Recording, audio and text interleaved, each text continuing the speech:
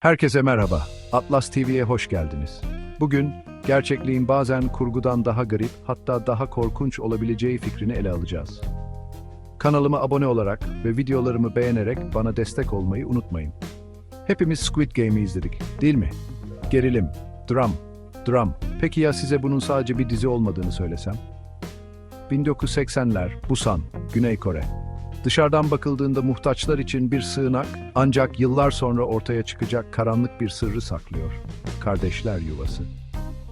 1970'lerin sonlarında kurulan bu tesis, evsizler, sokakta yaşayanlar ve toplum dışına itilmişler için olsa da aslında zorla çalıştırılan bir kamp gibiydi. Polis ve yerel yetkililer sokaklarda yaşamanın uygunsuz olduğunu belirterek insanları zorla bu tesise götürdü. Birçoğu sadece evsiz oldukları için içeri tıkıldı. Kapıdan girerken kimse gerçeği bilmiyordu. Kardeşler Yuvası ilk başta bir umut ışığı gibi görünüyordu. Ancak içeride insanlar zorlu koşullar altında çalışmaya zorlanıyor, açlık, hastalık ve kötü muameleyle karşılaşıyordu. Tarım, inşaat, fabrikalarda uzun saatler boyunca zorla çalıştırılıyorlardı. Çalışma genellikle aşırı yorgunluk ve fiziksel şiddetle birleşiyordu. Birçoğu bu korkunç koşullara dayanamadı ve hayatını kaybetti. Tahminlere göre ölümler yüzlerceydi. Ailelerinden koparılan ve tesisin cehennem koşullarına katlanmak zorunda kalanların acısı yıllarca sessiz kaldı. Ne yazık ki bu karanlık dönem yıllarca gizli kaldı. Hükümet ve yerel yönetimler olanlara göz yumdu. Birçok mağdur şiddet ve insan hakları ihlalleri nedeniyle sessiz kaldı. Çoğu korku içinde yaşadı. Sonunda 1986'da bir gazetecinin yaptığı araştırmalar, Kardeşler Yuvası'ndaki zulmü gün ışığına çıkardı. İnsan hakları ihlalleri, zorla çalıştırma ve şiddet içeren ayrıntılar dünya çapında manşetlere taşındı. Ancak hükümetin skandala verdiği tepki yetersiz kaldı. Dönemin otoriter rejimi failleri cezalandırmadı ve mağdurların adalet arayışı uzun yıllar sürdü. Hükümetin gerekli adımları atmadaki gecikmesi bu olayın unutulmasına yol açtı. Bugün Kardeşler Yuvası tarihin derinliklerinde karanlık bir anı olarak kalmaktadır. Sıradaki videomuz Death Games. Death Games diye bir şey gerçekten var ve hayır, bir video oyunundan bahsetmiyoruz. 2000'li yıllarda Japonya'da ortaya çıkan bu rahatsız edici olaylar, ciddi şekilde borçlu insanların yasa dışı dövüş organizasyonlarına katılmasını içeriyordu. Düşünün, Fight Club, ancak bahisler çok daha yüksek ve kurtarma yok. Bu organizasyonlar insanları hayatta kalma umuduyla ölümcül tehlikelere atıyordu. Zengin izleyiciler, tıpkı Squid Game'deki gibi bu ölümcül oyunları izlemek ve bahis oynamak için para ödüyorlardı. Kulağa gerçek olamayacak kadar korkunç geliyor, değil mi? Peki bu nasıl oldu? Japonya, 1990'ların sonlarında büyük bir ekonomik durgunluk yaşadı ve bu da yaygın işsizliğe ve mali çöküşe yol açtı. Umutsuz insanlar hayatta kalmak için çaresiz önlemlere başvurdular ve yasa dışı kumar ve yeraltı dövüş organizasyonları arttı. Yakuza gibi organize suç örgütleri bu ölüm oyunlarında büyük rol oynadı. Onlar her şeyi yönetiyordu.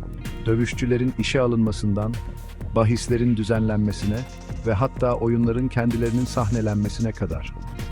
Ve yetkililer bu konuda ne yaptı? Pek bir şey yapmadılar. Aslında bu ölüm oyunlarının çoğu yetkililerin bilgisi dahilinde ve hatta onların koruması altında gerçekleştirildi. Bu olaylar sadece Japon toplumunun değil, aynı zamanda dünya çapında artan ekonomik eşitsizliğin ve umutsuzluğun da bir kanıtıydı. İnsanlar çaresiz kaldıklarında, ahlaki pusulaları kaybolabilir ve düşünülemez olanı yapmaya zorlanabilirler. Ve bu olaylar hakkında daha da rahatsız edici olan şey, bunların hala devam ediyor olabileceğidir.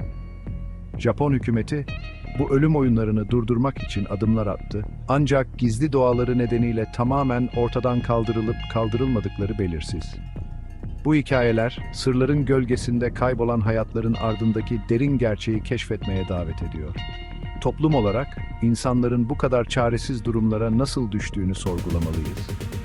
Ve bu ölüm oyunlarının var olmasına izin veren sistemler neler? Bu sistemler nasıl bu kadar uzun süre devam edebildi? Bunları merak ediyor musunuz?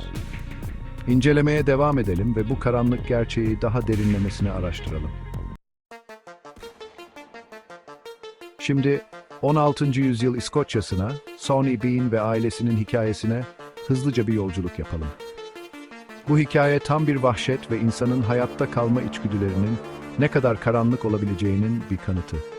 Efsaneye göre Sonny Bean ve ailesi İskoçya'nın ıssız bir bölgesinde bir mağarada yaşıyordu.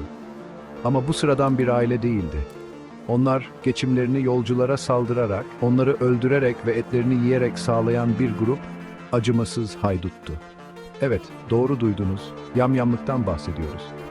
Yaklaşık 25 yıl boyunca Bean klanı terör estirdi, yüzlerce insanı öldürdüğü söyleniyordu.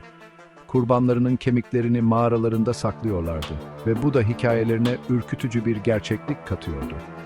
Ama işte olay şu ki, Sonny Bean ve ailesinin gerçekten var olup olmadığı hala bir tartışma konusu. Bazı tarihçiler, onların sadece bir efsane, yoksullar ve evsizler hakkındaki korkuları beslemek için yaratılmış bir hikaye olduğuna inanıyor. Diğerleri, Bean ailesinin gerçek olduğuna, ancak hikayelerinin yıllar içinde abartıldığını ve çarpıtıldığını savunuyorlar. Onlara göre Bean ailesi muhtemelen sıradan suçlulardı. Ancak yamyamlık suçlamaları, onları şeytanlaştırmak ve otoriteye karşı bir uyarı hikayesi olarak kullanmak için uydurulmuştu. İster gerçek, ister kurgu olsun, Sonny Bean'in hikayesi yüzyıllardır insanları büyüledi ve dehşete düşürdü. Bu hikaye, toplumun kıyısında yaşayanların umutsuzluğa ve vahşete nasıl sürüklenebileceğinin bir hatırlatıcısı. Aynı zamanda, insanların diğer insanları şeytanlaştırmak ve kendi suçlarını haklı çıkarmak için nasıl hikayeler uydurduğunun da bir örneği. Bu hikaye, insan doğasının karanlık yönlerini ve toplumun korkularını yansıtan bir ayna gibidir. Squid Game gerçek oluyor. Sıradaki bölümden devam ediyoruz. Şimdi Güney Kore'ye, parlayan K-pop ve teknolojik harikalar diyarına hızlı bir yolculuk yapıyoruz. Ama her parlak şeyin altında karanlık bir taraf yatar. Ve Güney Kore için bu karanlık taraf, birçok insanı pençesine alan korkunç bir borç tuzağıdır. Borçlu bireyler yasa dışı bahis oyunlarına ve diğer riskli girişimlere katılmaya zorlanıyor. Bu bireyler genellikle toplumun kenarında yaşayan, çaresiz ve umutsuz insanlardır. Organize suç grupları devreye giriyor ve bu savunmasız bireylere borç veriyor. Faiz oranları fahiş bir şekilde yüksek. Borçlular geri ödemede başarısız olduklarında yasa dışı faaliyetlerde bulunmaya zorlanıyorlar. Bu yasa dışı faaliyetlerden biri de yeraltı kumar oyunları. Borçlular, borçlarını temizleme umuduyla tehlikeli ve ölümcül oyunlara katılmaya zorlanıyor. Ancak çoğunlukla daha da derine batıyorlar. Kendilerini acımasız tefecilerin insafına kalmış halde buluyorlar. Güney Kore'deki borç tuzağı, Squid Game'de tasvir edilen temaların gerçek hayattaki ürkütücü bir yansıması. Sıradaki bölüm, çocuk askerler, Squid Game'in en acımasız yüzü. Şimdi dünyanın savaşın ve yoksulluğun pençesindeki bölgelerine, çocukluğun bir ayrıcalık değil, sürekli bir hayatta kalma mücadelesi olduğu yerlere gidiyoruz. Burada, çocuklar en korkunç şekilde Squid Game'in gerçekliğine zorlanıyorlar. Afrika ve Asya'nın bazı bölgelerinde, çocuk askerler, yetişkinlerin savaşlarında piyon olarak kullanılıyorlar. Bu çocuklar, genellikle 10 yaşından küçük, ailelerinden koparılıyor ve acımasız savaşçılar olmaları için eğitiliyorlar. Bu çocuklar, kendi iradeleri dışında bir şiddet ve travma girdabına sürükleniyorlar. Hayatta kalmak için öldürmeye, arkadaşlarını ve ailelerini kaybetmenin dehşetini yaşamaya zorlanıyorlar. Bu çocukların yaşadıkları, Squid Game'in kurgusal dünyasından çok da farklı değil. Her iki durumda da, çaresiz bireyler, bir şanslı kişinin hayatta kalabileceği ölümcül bir oyunda rekabet etmeye zorlanıyor. Tek fark, çocuk askerler için bunun bir oyun olmaması, bu acı verici gerçeklikleri. Gerçekliğin kurgudan daha korkunç olduğu zamanlar. Evet millet, bunlar Squid Game'in sadece bir dizi olmadığını, insanlığın kalbine yerleşmiş rahatsız edici bir gerçeğin bir yansıması olduğunu kanıtlayan 5 rahatsız edici olay. Bizi takip etmeyi ve videomuzu beğenmeyi unutmayın. Yeni içeriklerle karşınızda olmaya devam edeceğiz. Atlas TV'den ayrılmayın.